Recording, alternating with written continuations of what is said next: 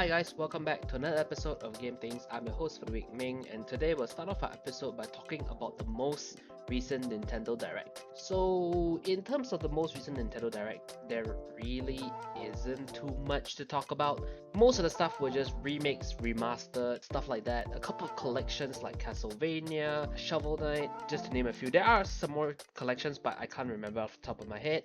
But there are two titles that caught my attention, and the first one is Civilization 7, which has been confirmed to be available on Nintendo Switch as well, and will be released on the same exact date as all other consoles. So if you don't have any other consoles and you don't have a PC and you want to enjoy the Civilization 7 title, then you can enjoy it on your Switch when it's released on February 11th, 2025. The other title that caught my attention was, well, Metal Slug Tactics. So yes, if you didn't know, Metal Slug is having a tactics version of its game. So if you've never played a tactics game, it's basically stuff like Final Fantasy Tactics or Dissidia, games like that, whereby it's a turn-based strategy RPG. So yeah, Metal Slug Tactics will be releasing on the Switch sometime in the fall of this year. We don't know the exact date yet, but based on the new trailer that they showcased so far, the game looks to be pretty good.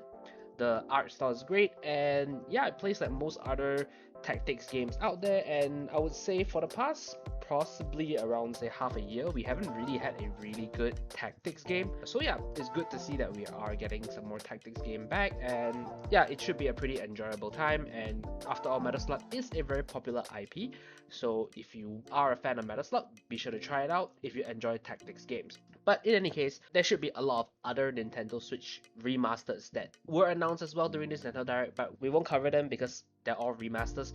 So if you are interested in checking out what other remasters are available, my editor will briefly flash it up here on the screen. Moving on from the Nintendo Direct, let's talk about some other games. The first one that we're going to talk about is Disney Epic Mickey Rebrushed Demo, which is now available for all platforms. So yeah, basically the Epic Mickey Rebrush, from what I've seen so far from the trailers, it's basically a remaster of a really old game, but it looks pretty decent, I would say. Art style wise, it looks alright because it is a remaster. They brought back the old nostalgic art style, but with like better graphics and everything. And in terms of the gameplay, it looks and feels alright, I would say.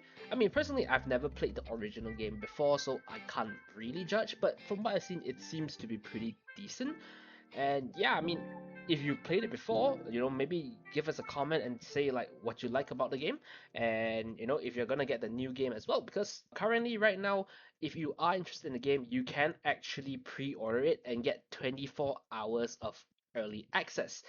Moving on from that, we'll talk about Atomfall, a single-player survival shooter that is set to be released on the PS5, PS4, Xbox Series S and X, Xbox One, and PC in March of 2025. So, what's so special about Atomfall? From the trailer that I saw, it doesn't look very special, but the cool thing about Atomfall is it's brought to you by the creators of Zombie Army, Sniper Elite. So yeah, they have had some pretty good games under their belt. And honestly, the trailer is nothing to feel bad about. The trailer looks really good.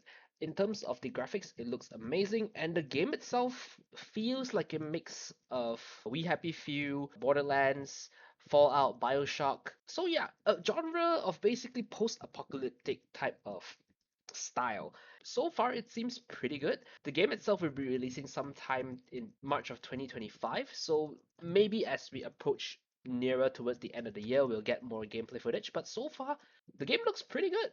And honestly, based on the developer's previous track record, the game should be pretty good on its release. I mean, have you not seen Sniper Elite? That game is fire, okay? Anyways, moving on from that, we're going to be talking about Phantom Blade Zero because they just recently released their 4-minute gameplay trailer. We basically got shown 3 different boss fights, and in terms of the gameplay, it basically reminded me of Black Myth Wukong, but a bit different.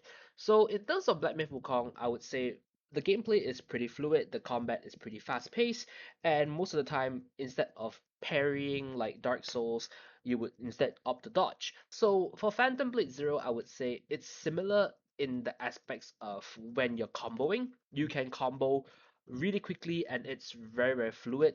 You do have a stamina bar you have to manage. Based on what I've seen so far, the stamina bar doesn't really hinder most of your performance. And the most key thing about Phantom Blade Zero that differs from Black Myth Wukong is that you can block. And let me tell you, blocking in this game is insane. As long as you get the timing correct, effectively you can block every single instance of damage and you can just chain your combos on and on and on and on non-stop and effectively just no hit a lot of the bosses. So yeah, I would say that this game is actually looking to be really, really good. The gameplay is very, very fluid. And I would say if you want a challenge, I would say this game is definitely for you. So whenever it gets released, be sure to check it out. And if you haven't wishlisted it yet, be sure to wishlist it right now. Yeah, so that you'll be informed when it's released. Anyway, moving on from that, let's talk about some games that are being released this week that you can get your hands on right now. Starting with Star Wars Outlaws on PS5, Xbox Series S and X, and PC. So, Star Wars Outlaws. What can I say about it? In terms of Star Wars Outlaws, I would say if you are a fan of Star Wars, great, get the game.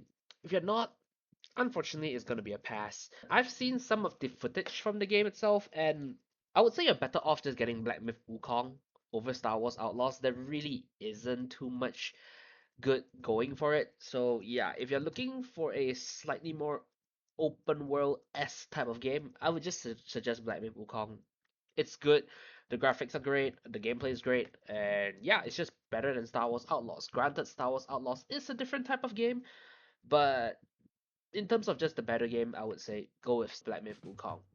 Moving on from Star Wars Outlaws, I'm going to be talking about another pretty interesting game. This one, I would suggest you check it out if you're interested because this game is really, really weird. And the game entitled is, well, Squirrel with a Gun.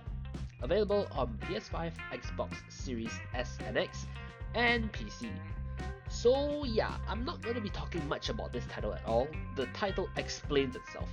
Squirrel with a gun. So yeah, it's basically just your simulator game, like Goat Simulator, Untitled Goose Game, basically games like those. So yeah, I'm really not gonna explain too much about it because the title says it all. Okay, if you're interested in games like that, be sure to check it out. Moving on from that, another game that you can get your hands on right now is Gundam Breaker 4, available on PS5, PS4, Switch, and PC. So Gundam Breaker 4 is effectively a hack and slash type of action adventure game where basically you, the main character, took up a hobby in building Gunpla. Gunpla being Lego, but well, for Gundam. And yeah, basically in terms of the gameplay loop, it's pretty straightforward. Progress throughout the story, collect more Gunpla parts, customize your Gundam, and make sure that your Gundam has brand new combos, brand new abilities and stuff like that. And yeah, the cool part is of course all the customization, collecting parts, and increasing the power of your Gundam, as well as finding a build that suits you and finding a playstyle that suits you. But unfortunately, when it comes to the gameplay, it's really, really repetitive. Like, all you really do is just fight waves and waves of Gundam, collect parts, and then fight a mini boss, and then fight a boss, and that's basically it. Of course, there are some variation in terms of the bosses, but yeah, it's basically Dynasty Warriors, to put it simply. You just fight waves and waves of Gundam. So yeah. Anyway, with that in mind, let's move on to our last and final sections on free things. So this week, Epic Games Store is giving out Fallout the Classic Collection, as well as Wildcard Football, whereas for all you PS Plus subscribers, you guys get Quidditch Champions, MLB The Show 24, as well as Little Nightmares 2. So be sure to grab all these games while they are still available. And that basically marks the end of our episode for this week. Once again, I was your host Ming, and we hope you enjoyed the episode, and we'll see you next week on another episode of Game Things.